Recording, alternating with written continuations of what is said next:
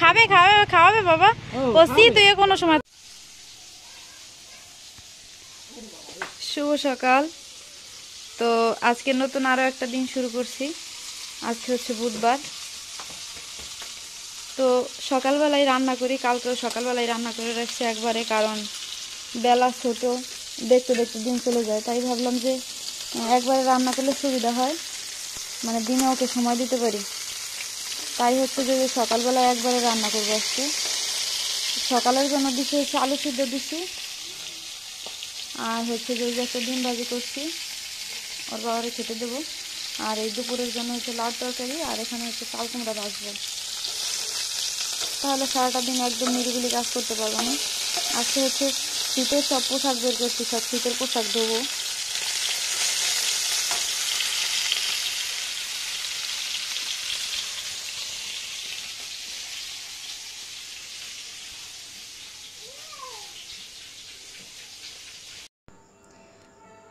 তো সকাল থেকে তো তোমরা দেখলেই যে কি করলাম। আজকে হচ্ছে সকালে রান্না করে রাখছি, আগের দিনও তাই করছি। তো আগের একটা ভিডিওতে বলছি যে বেলা অনেক ছোট, আমি সময় দিয়ে পারি না, খুব অল্প সময়, তার মধ্যে মানে পড়ানো, 2বার পড়ানো থাকে। তো যাই হোক, ছেলে অনেক ছোট এখনও, ও এখনও বসা শিখে নাই যে ও মানে নিজে নিজে যে কিছুটা সময় কাটাবে, খেলবে, ও তো পারে না। তাই হচ্ছে যে এই যে 2বারের রান্না করে রাখছিলাম। তো আমি তখনও জানতাম না যে আজকে ওর টিকা দেবে। তো মানে আজকের দিনটাতে 2টা জিনিস, একটা আনন্দের জিনিস আছে আর একটা কষ্টের জিনিস।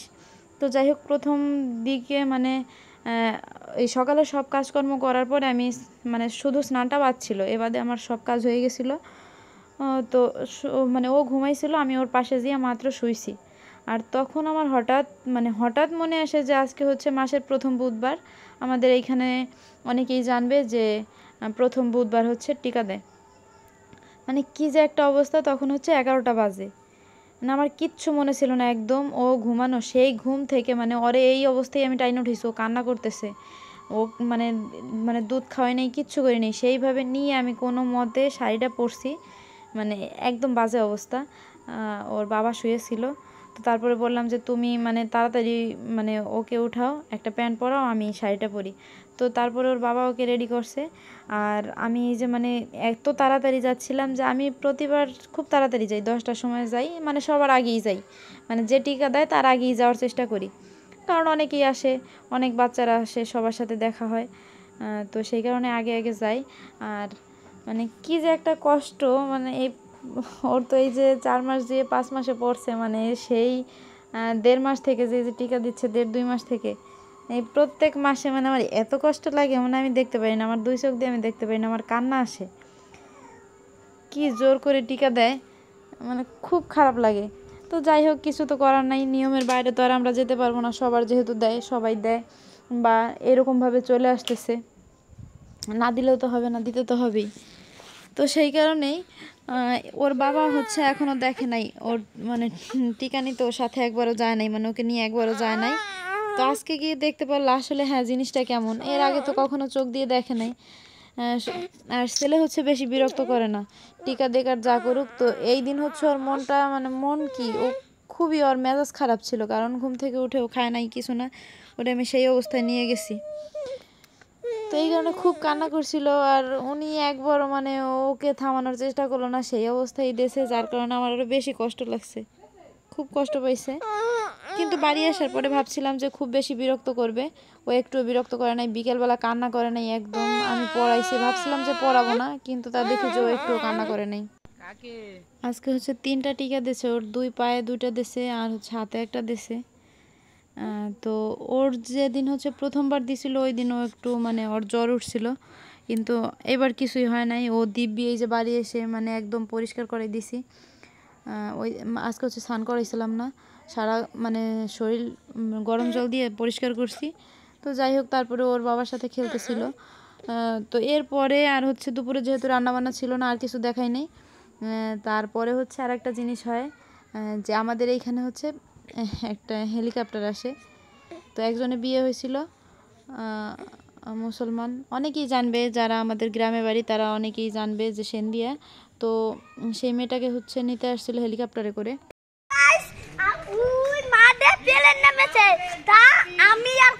দেখতে যাচ্ছি, তোমরা আসো না আমার পিছনে।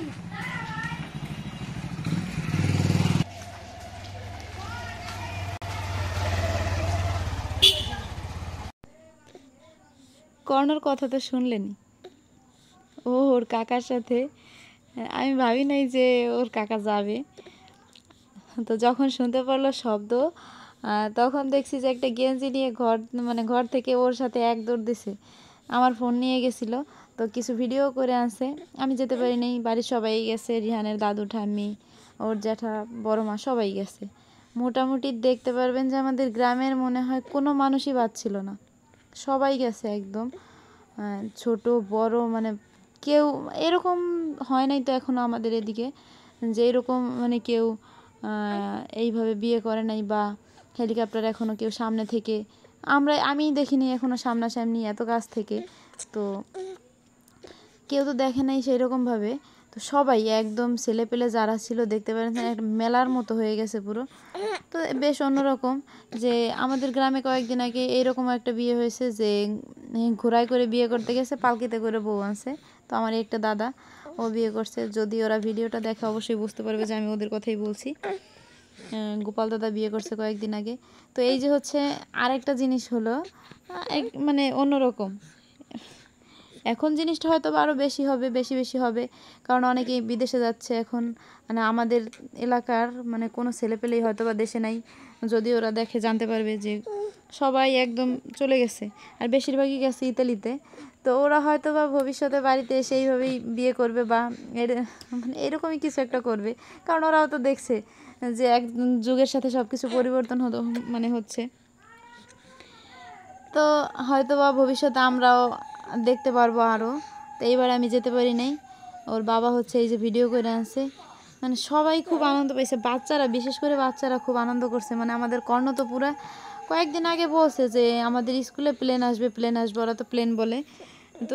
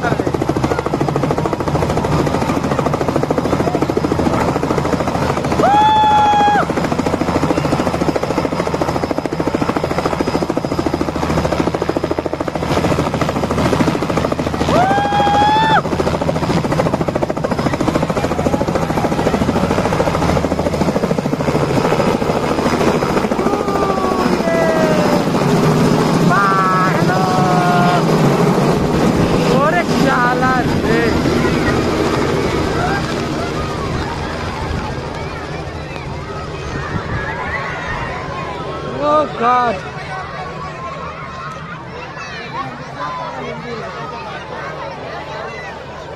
Hooray!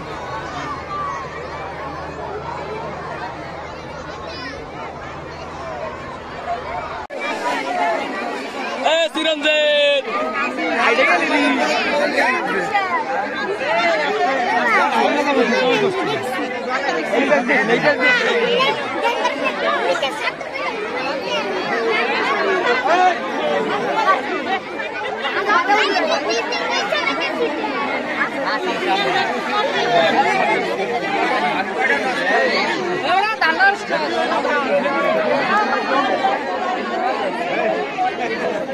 লাইন করে গেছে